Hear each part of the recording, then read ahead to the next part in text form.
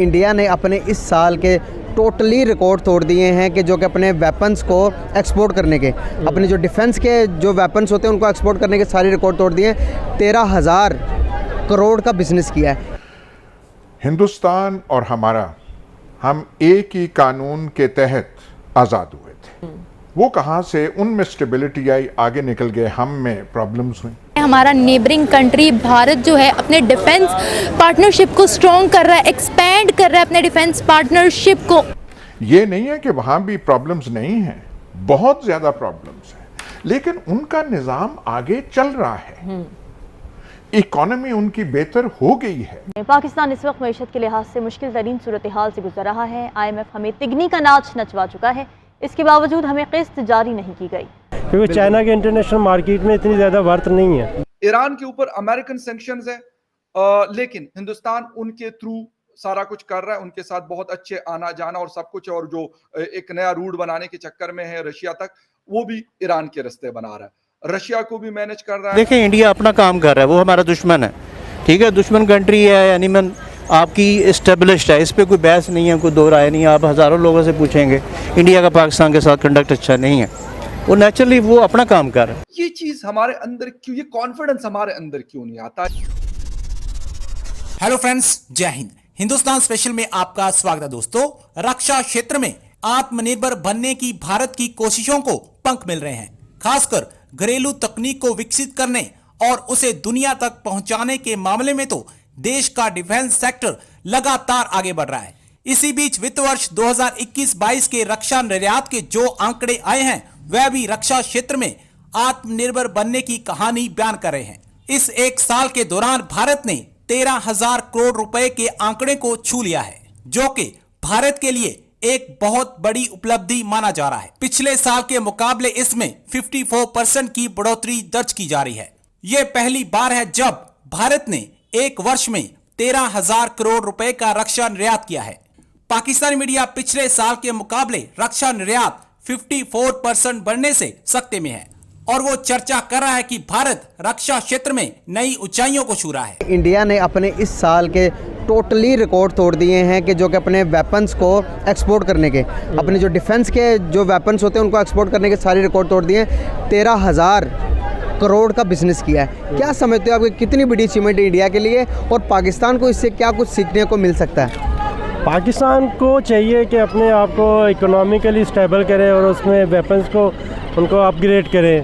जैसे पाकिस्तान ने अपने मिसाइल शाहीन और फाइटर JF थंडर इनको किया, इनको मार्केट करे। मार्केट में अभी पिछले दिनों दुबई में शो हुआ है, दुनिया का सबसे बड़ा वो वेपन्स का शो हुआ है, उसमें पाकिस्तान को पार्टिसिपेट किया है, मगर थोड़ी एक्सपोर्ट के उनको ऑर्डर्स मिले हैं, मगर इंडिया के लेवल के नहीं मिले। इससे हमें चाहिए कि हमें अपने आप को यानी कि इनको थोड़ा सा यानी कि चाइना से भी हट करना, किसी और मुल्क के साथ भी हमें डील करना चाहिए, क्योंकि चाइना के इंटरनेशनल मार्केट में इतनी ज़्यादा वर्थ नहीं है। बिल्कुल सही बात है। जिस तरह के आप देख रहे हैं कि इंडिया का ब्रह्मो मिसाइल है जो कि मलेशिया मंगवा रहा है, जिसके बाद मलेशिया के बाद जर्मनी मंगवा रहा है। इतने बड़ी बड़ी कंट्रीज़ को इंडिया ऑफर कर रहा है। इंडिया के जो से मिसाइल आपको क्या लगता है कारामद होंगे तो दूसरे ममालिक मंगवा रहे हैं ना? कोई भी मिसाइल बनता है उसका तोड़ तो आ जाता है ना। बिल्कुल, वो तो डिफेंस का जो सा है वो थोड़ा सा बैलेंस आउट हो गया है, इंडिया की तरफ गया। क्यों? क्योंकि हमारा यानी कि पॉलिटिकल इंस्टेबिलिटी है, उस साइड पे हमारा ध्यान ही नहीं है। इंडिया के देखें बहुत ज़्यादा उनके डेमोक्रेसी है, उनके पूरे पॉलिटिकल स्टेबल है, वो उनके ऊपर कंसंट्रेट कर रहे हैं। हम लोग कंसंट्रेट नहीं कर पा रहे पाकिस्तान को। सही बात है। तो चाहिए कि पाकिस्तान को भी कंसंट्रेट करे और इसमें डेवलपमेंट करे। सही बात है। तो जैसे कि इंडिया डे बाई डे अपने हर सेक्टर के अंदर ग्रो कर रहा है, अकाउंटेंट है, तो आपको इन्फॉर्मेशन होगी, क्या कभी पाकिस्तान इंडिया को IT सेक्टर में बीट कर सकता है? IT सेक्टर में फ़िलहाल अभी फॉर द नेक्स्ट 5-10 ईयर्स नहीं कर सकता ना। ईरान के ऊपर अमेरिकन सैंक्शंस है, लेकिन हिंदुस्तान उनके थ्रू सारा कुछ कर रहा है, उनके साथ बहुत अच्छे आना जाना और सब कुछ, और जो एक नया रूट बनाने के चक्कर में है रशिया तक, वो भी ईरान के रास्ते बना रहा है, रशिया को भी मैनेज कर रहा है। मोर देन $100 बिलियन चाइना के साथ बिजनेस कर रहा है और अमेरिका का स्ट्रेटेजिक पार्टनर बन चुका है। पिछले मतलब कई सालों से हम इस चीज को देख रहे हैं। ये चीज हमारे अंदर क्यों, ये कॉन्फिडेंस हमारे अंदर क्यों नहीं आता, ये विल क्यों नहीं है, और ये तरीकाकार अभी तक क्यों नहीं हम बना सके?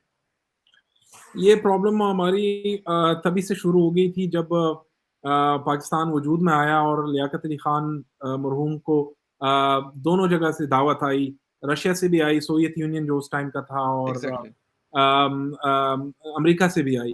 तो उन्होंने अमेरिका की दावत कबूल की और वो सोवियत यूनियन नहीं गए। हालाँकि होना ये चाहिए था कि वो दोनों मुल्क जाते और दोनों के एग्जैक्टली। साथ बेहतर।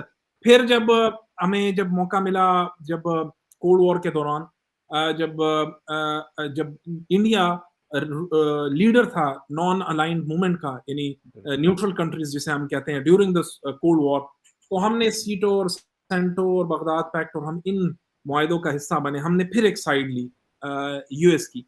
तो हमारी ये आदत रही है कि हम वी टेक साइड्स और हम अपनी फॉरेन पॉलिसी में एक बैलेंस नहीं क्रिएट कर पाते। ऑन द अदर हैंड हमारा जो नेबर है इंडिया, वो बहुत ही बेहतरीन तरीके से अपनी स्ट्रेटेजिक इंपॉर्टेंस भी नहीं खोता in terms in the eyes of the world powers, और अपनी एक इंडिपेंडेंट पोजीशन भी कायम रख पाता है वो। तो ये गुर हमें अभी तक नहीं सीखा, ना हमारे लीडर्स ने सीखा है। जब वो स्टेटमेंट्स देते हैं तो they end up upsetting one country और अनदर, या तो अपने जो हमारे क्लोज स्ट्रेटेजिक एलाइज है उसमें किसी न किसी को अपने during their foreign policy statements को किसी न किसी को नाराज कर देते हैं। फिर होता ही है कि फिर किसी न किसी को जाके उन्हें रजा करना होता है।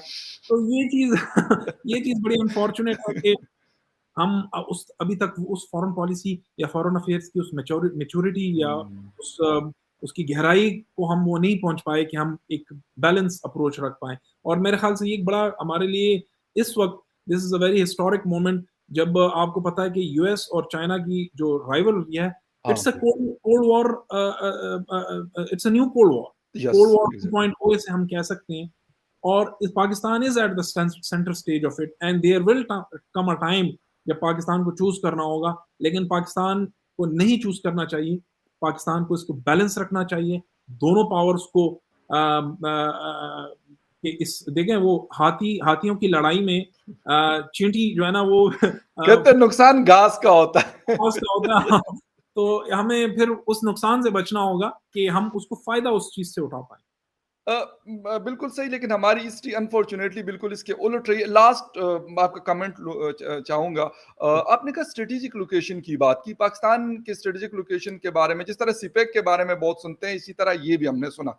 लेकिन अब ये सुनने में आ रहा है कि अब वो चीज, वो पोजीशन नहीं रही। हालांकि पाकिस्तान भी वही है और उसके नेबर्स भी वहीं पर हैं, लेकिन लोग जो है वो अल्टरनेट जो है वो ढूंढ रहे हैं, जिस तरह अफगानिस्तान के रास्ते सेंट्रल एशियन कंट्रीज तक जाना और ईरान और अफगानिस्तान की कनेक्टिविटी और फिर चाबहार की कनेक्टिविटी बाकी दुनिया के साथ। तो कैसा देखते हैं हम, मतलब इस स्ट्रेटेजिक लोकेशन की वजह से तो मेरे ख्याल में 1979, 2001 और अभी 2015 में हमने नुकसान ही उठाया। जी, ये बिल्कुल हमारे लिए ये एक वो बना है, अपॉर्चुनिटी नहीं बनी, इसको हम अपॉर्चुनिटी बना सकते थे। ये हमारे लिए एक वो बन सकता है, ये बना है, बल्कि हमारे लिए एक बोझ बना है।